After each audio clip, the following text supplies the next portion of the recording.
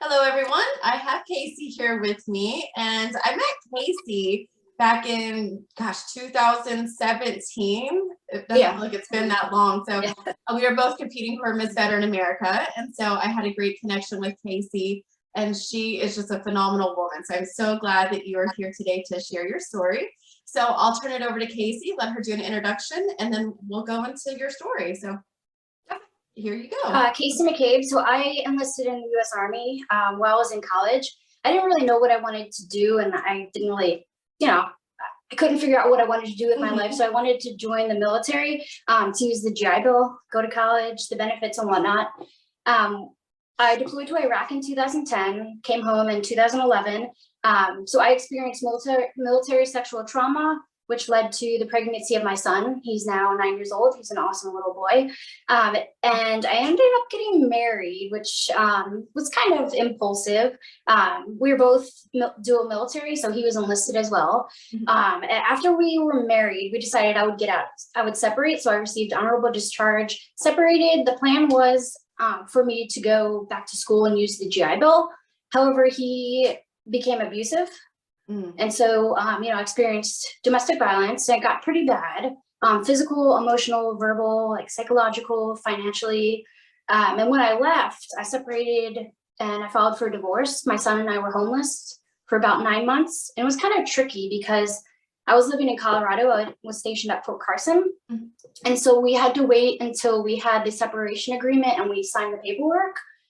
So I wasn't working. I didn't really have any income. I didn't have any money. He refused to provide support. So my son and I stayed in a women's shelter for a week, and then we couch surfed for a few months.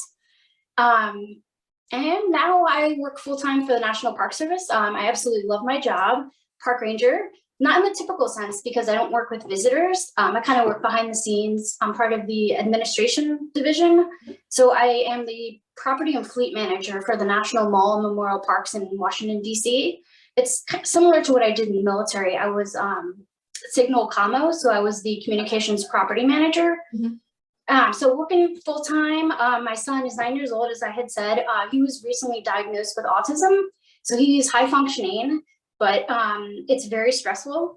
It's also kind of a relief because I live with PTSD, anxiety, depression. And I knew my son was struggling, but I didn't know exactly what it was. And so for years, I felt really guilty because of the abuse we endured and just being homeless, the stress. So I blame myself. I felt like, I should have left sooner. I should have done this, should have done that. So having the diagnosis of autism is kind of a relief because I know my son, he's who he is and he's an awesome person and it's not my fault. So that is like a huge burden off my shoulders. Wow. So you got a lot there to unpack about your story. There's so many different parts within your story. So let's go back to the beginning, let's start around, you joined the military, you experienced your sexual assault. Can you talk a little bit about that and then the transition into your son and then the marriage and the abuse, and we'll kind of transition from there. Okay, so I met my ex-husband while we were on funeral detail. We were on rear detachment before I deployed to Iraq. And we were dating at the time, and there were a lot of warning signs that I missed. He was very controlling from the beginning, and I think I was probably just infatuated. And my friends were warning me. They were like, "You should stop seeing this guy. He's not a nice person." We dated for, I think it was about a year before. We actually traveled home to my parents. We had a month vacation, and my parents said, he doesn't treat you well. He abuses the dog. If he abuses his dog, he's going to abuse you. And I just kind of, I guess, a little bit rebellious in a way. There were definitely warning signs. And military sexual trauma, it happened multiple times. There were times where I would say, like, stop, I don't want to do this. Even throughout our entire marriage. And I would say the thing that really bothered me, I guess, towards the end of our marriage, I was so disgusted with him. I didn't want to even sit in the couch but I had to kind of play that role because he threatened to kill me, and he went into graphic detail about how he would kill me, what he'd do with my body. So, you know, safety was a huge issue. So I had to kind of play along with that, and so he wasn't suspicious. Yeah. How old were you at the time? I was 23. So that was back in 2011. And my son was born in 2012. So for your experience, which a lot of people probably don't realize, is that your sexual assault happened within a marriage. Is that correct? Yes. Wow. So he was field artillery, and we went to a reintegration training, and one of his NCOs said, if you're married, it's not rape. Wow. Wow. Yeah. So he took advantage of that situation.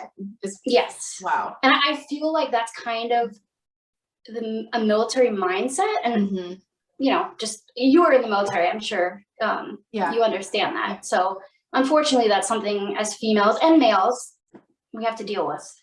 Right. And that's a whole different type of sexual assault that most people just would not have even put that title on, because you were married. But it does happen. Yeah, I was so scared when I found out I was pregnant. I was terrified. Oh my gosh.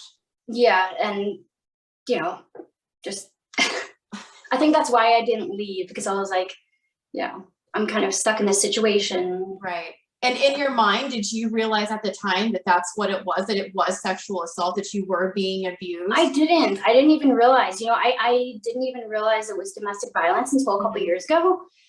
You know, there were definitely warning signs, and looking back, you know, I'm like, oh, you know. It's always in hindsight we realize these exactly. Oh my gosh. So you're in this marriage, and how long until things really start getting worse and worse and worse for you and your son? I would say when I separated from the military, because at that point he knew I didn't have an income, and he knew I would depend on him. And I think he took advantage of me in many ways. It got really bad to the point where we didn't have a joint bank account. And he, for some reason, refused to buy groceries. Like he wasn't paying the bills. Our electricity and water were cut off a couple of times. I know he was behind in rent a bunch of times, but I mean, I would starve myself for days because we didn't have food. You know, I had no way to get food because I didn't have any money. And I felt like I couldn't talk to him about that because I was so scared. I was very afraid of him. And you know what would happen and whatnot. So, and it got to the point, you know, I mean, physically abusive, but verbally as well. You know, he called me all kinds of names, like, you're a dumb bitch, you're a whore, you're a slut. But then towards the end of the marriage, it even got to the point where he wanted me to not have a cell phone.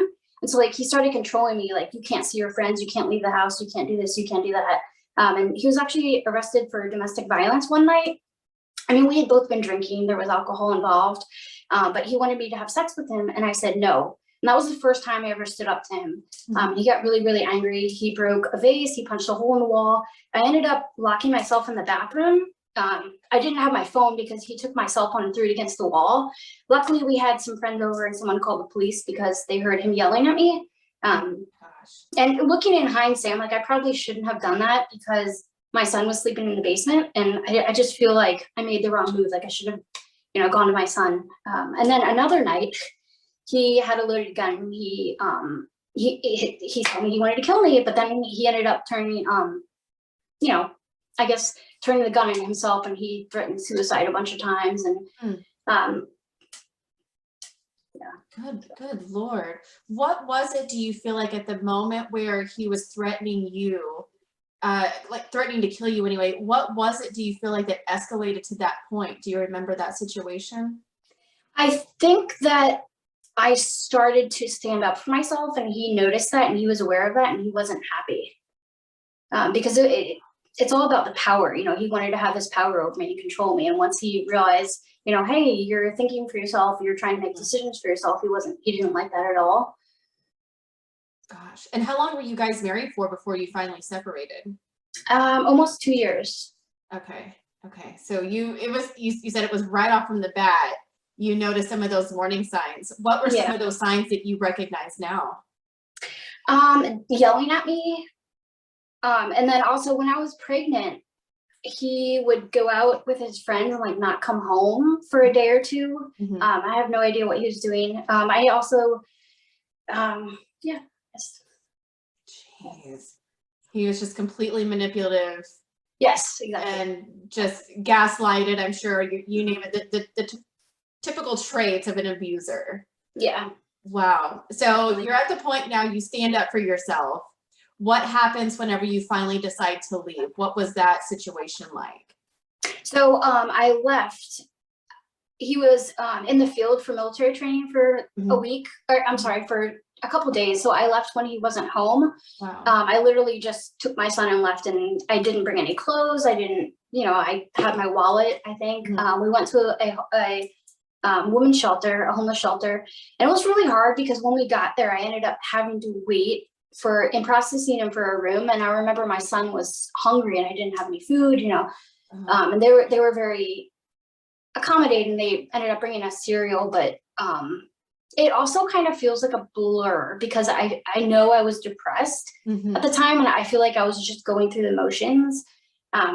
That's something I still struggle with. Yeah. Did you plan on leaving that particular time, or was it just, this is it, I got to make my move now? Yeah, I ended up sending my parents an email, and I said, I think I want a divorce. Please don't call me. Don't talk about this. I have to be safe about it. Oh my goodness. So you're at the shelter. What was the process like trying to get assistance? Because I don't think a lot of people understand either that women veterans, and especially women veterans with kids, have a serious time trying to get any kind of help or any sort of bed available. There's usually a handful, if that. Was your experience kind of similar? Yeah, I think that, being not only a veteran, but being a mother definitely was helpful because it wasn't only me, it was my son as well. Right. I was able to get temporary food assistance. I think it was called SNAP. So it was a card that, and I told them that I was homeless and that my ex-husband was abusive. And so they were able to process it. So I was able to get that card within a day or two. Wow. So that I could have food. How long were you at that shelter for? I was there for, I think it was about 2 weeks. Okay. And then a friend who, her husband was in the military. We were really good friends. She actually let my son and I stay with her. She's wonderful, wonderful family. That was very stressful because they have 4 kids, 3 boys at the time under 3 years old. So wow. There were 7 people living in a 2-bedroom house. Oh my goodness. But I mean, it didn't matter because, we were all happy. We celebrated Thanksgiving, Christmas and whatnot, and they welcomed, us in. And yeah. It was a good start, it seems like, to the holidays where you were on your own. As stressful as it was being in a situation previously, a lot different now that you're on your own and you have that freedom and you're not being abused and your son is safe and you're safe. So what happened after you were staying with them? How long did it take for you to find a place of your own? So I actually moved back to Maryland in January 4th. My parents, paid for a plane ticket for me to come home, and that was the plan. I moved in with my parents, so I lived with them for about 7 years. That was very stressful as well. I actually just moved out. I purchased a home, which is awesome. So beautiful. In March. So I used the VA home loan. Awesome. So it took a little bit for you to get back on your feet. I don't think that people realize that just because you, as veterans, we do have some benefits, but those benefits don't immediately kick in. There is a waiting process for a lot of things to be vetted. How was it like for you trying to access a lot of these resources, community or veteran wise? It was really hard. Honestly, I had no idea when I was homeless. I had no idea the array of benefits that are available. And I'm sure I could have received more assistance. I was naive. So another thing I really struggled with, I had separated from the military. My ex-husband was still active duty. So I called his unit. I called ACS, Army Community Service, the MWR. I tried to reach out and get help, and everyone turned me away. I said, I'm a veteran, I'm homeless, I need some help. And they said, I'm sorry, we can't help you. I don't know why. I don't know if that's something every veteran struggles with, but Yeah. that was the case for me. So then I felt defeated. Now I kind of gave up. I was like, what's the point in even trying? You know? Yeah. Yeah. So, And was your husband providing, or excuse me, your ex-husband providing any sort of support at this time? Nothing. no, he doesn't. He's not in the picture, which is, you know, That is it's sad, but it's also good. yeah. Yeah. So I don't Oh, receive any support from him. geez. So it's amazing just how much you have grown and overcome. I mean, that's a lot for anybody to experience. I So don't give myself the credit. yeah, I'm very like modest about it. you're amazingly Try. strong. Yeah, and Thank you. strong I feel like sometimes gets overly used, but it takes a lot of strength to feel the vulnerability, the fear, the shame, the whatever, you know, you name it, the kind of the negative feelings that we associate. But it's so courageous for you to come out and say, this happened to me, and to acknowledge it and put name to it, but it doesn't own you. Yeah. So with your the trauma that you went through, how are you coping with the PTSD, depression, anxiety now? It's still hard, Mhm. especially you know, just the days that I'm depressed. It's like really, really dark days. Yeah. I tend to isolate, which is not great. And also suicide. You know, I've had suicidal thoughts, and I can honestly say, you know, there are days where I just want to die. Yeah. And it sounds crazy. Like I'm happy I have so much going for me, you know, good things going for me. But Right. that doesn't, you know, take away from, there's like this darkness that's like indescribable, and it's heavy and it sucks. But you know, I look at my son and I'm like, he needs me, you know. Yeah, yeah. That So helps. let's talk a little bit about now.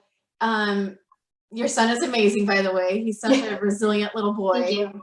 So when did you realize the autism started to kind of show it in him, and when you got that diagnosis? So he was around 2 or 3 years old, and we actually started occupational therapy because he struggles with fine motor skills.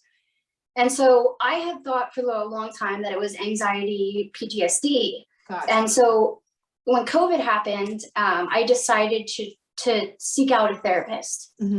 So we see a social worker every single Wednesday evening, and it's great. Therapy is awesome. I definitely recommend it, not only for my son, but for myself as well. Yeah. And so we met with her, and she talked to him for about 30 minutes. And so the second session, I met with her alone, and she said, I believe your son is on the spectrum.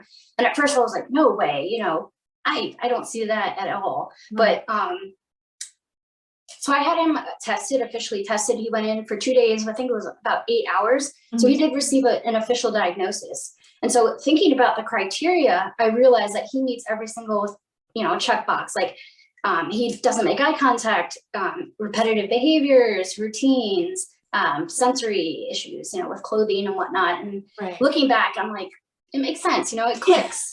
You know? Right. Wow. So I kind of needed someone to tell me that and say, okay, understand. Yeah, it is really hard for us to see any of these things, no matter what the situation may be, as close as we are to it, until you step back and have somebody else help us to see that. Exactly. So being a special needs mom now, what kind of tools or resources are you using to help yourself as a mother, as a single mother, helping to raise your baby? So there's a Facebook support group that I'm a part of, and it's really great. It's, you know, Maryland mothers of children with autism, I believe, something like that. But it's a great place to just kind of share stories, ask questions and whatnot. I've also read a couple of books, which is really helpful. And then just, you know, reaching out to peers, and then the family therapy as well is really helpful. Excellent. So how would you say that these scars impacted you? There's a lot there. So if you need to talk about it individually or all together, tell us how it has affected you mentally, physically then versus now. That's a really hard question because I struggle. I mean, every day is a struggle, to be honest. But I think I'm more aware of what's going on, and I'm more accepting. I'm more gentle on myself, more understanding as well. Yeah, I like to write, so I started writing a book, so I'm hoping to publish that one day. Kind of That's sharing my awesome. story, yeah. It's very therapeutic writing. Yeah, that's fantastic. So writing is a really therapeutic outlet for you. Yes, absolutely. Nice. How about being in your position that you are with the Park Service? Do you get a chance to really just kind of go outside and enjoy what you're doing on this big scale? Sometimes, yeah, absolutely. It's because of COVID, I'm teleworking from home 4 days a week. Mhm. But so I have always wanted to be a park ranger ever since I was a little kid. So it's amazing to think I'm living the dream, and Yes. yeah, Awesome. enjoy it. Yeah, that's pretty cool that you get to experience that every day when we were able to actually work from the office, and now that you're still doing it from home, you're making a really huge impact. So I can imagine that's been a really important part of your healing journey. Can you describe a little bit about your healing journey through the years and what that has been like for you? Sure. So I try to stay involved with veterans organizations. And so I used to run a lot. I used to run all the time, not so much anymore. Right. Trying to get back into it. But so I joined an organization, Team RWB, back in 2015. Nice. I was never a runner. I was a swimmer growing up. So I've always had that upper body strength, but not so much with the legs. But yeah, I just showed up one day. I was super anxious, like shaky, panicky. I think my voice was like, "Hi, I'm Casey," But yeah, everyone just welcomed me with open arms, and so I started running. And I think with running, that definitely helped me heal, because it's kind of like a mental battle with yourself. I feel this pain. My legs hurt, but then it's like keep going, keep going, keep going. Once you hit the runner's high, it's amazing. So that has helped as well through work. So I was actually involved with the Department of the Interior Veterans Group. And so it's just like a employee resource group for veterans who work for the National Park Service. Wow. So I started out, just being a member, and I worked my way up. I was the president for 2 years. And so that really helped me. I don't know, just networking, reaching out, helping veterans, volunteering my time and whatnot. Fantastic. Wow. So you've really found some different outlets. What I found fascinating through all these stories, that everybody has their own individual support system or resources that they have utilized.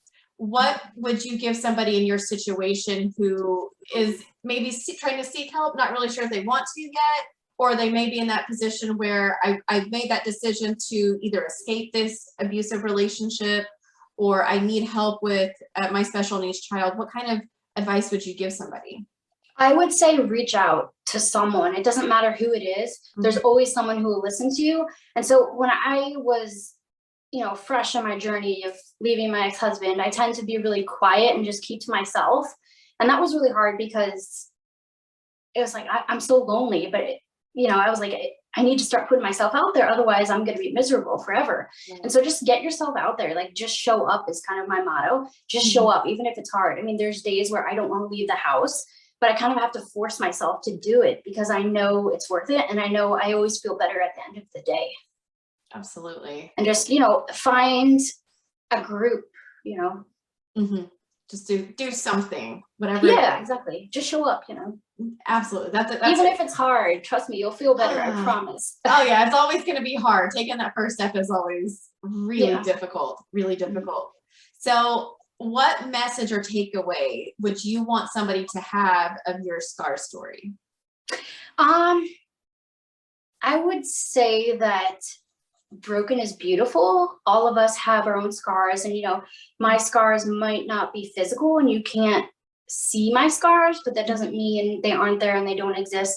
My scars are just as real as someone who has physical scars. Yeah, whatnot. Absolutely. So it's just phenomenal to me, everything that you have gone through and just rebounded from. You were so strong, so courageous. I mean, I can't even imagine all of this, and you are still thriving and doing amazing, because I'm sure your life probably could have taken a totally different turn if a different decision had been made. Do you think back on that and wonder, wow, look at how far I have come? Yeah. So one thing I struggle with is I had thought about not keeping my son. And I feel so guilty about that. But I still have days where I'm like, what would my life be like if I wasn't a single mom? And then I feel guilty. It's like this never ending cycle. Right. Right. Yeah. That's something I struggle with as well.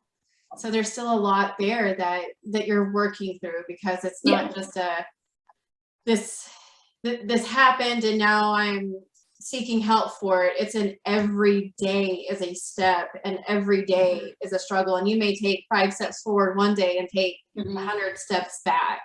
Yeah, absolutely. Kind of how you feel? Yeah. So it's been hard to focus on my own healing because, my son has special needs, and I've been trying to help him, and I feel like I always put in 100%. And it's like, I don't take time for myself. So I have to remind myself to take some self-care. Yes. Take care of Casey sometimes. So it is difficult for us to look back on ourselves and think, oh yeah, I got to take care of me, because you can't pour from an empty cup. So yeah, exactly. So I applied for, it's called Project Sanctuary. So they offer retreats for families. So I'm hoping that next year my son and I can go. So that is I applied and I've been accepted. It's just a matter of finding one to go to. Yeah. And where is this located at? So I think there's one in Colorado. There's one in Florida. They have them all over the country. That is really neat. They have different ones you can pick. So I don't know where we're going yet, but I'm definitely looking forward to that. Oh, that's awesome. That is really cool. I wish you all the best in your travels, wherever you may go, to experience that peace and some additional healing at these resorts. Casey, thank you so much for sharing your story. Is there any last minute words of wisdom or advice you want to give anybody? All right. Perfect. Well, thank you so much. It has been a pleasure hearing your story. Thank you. You're welcome.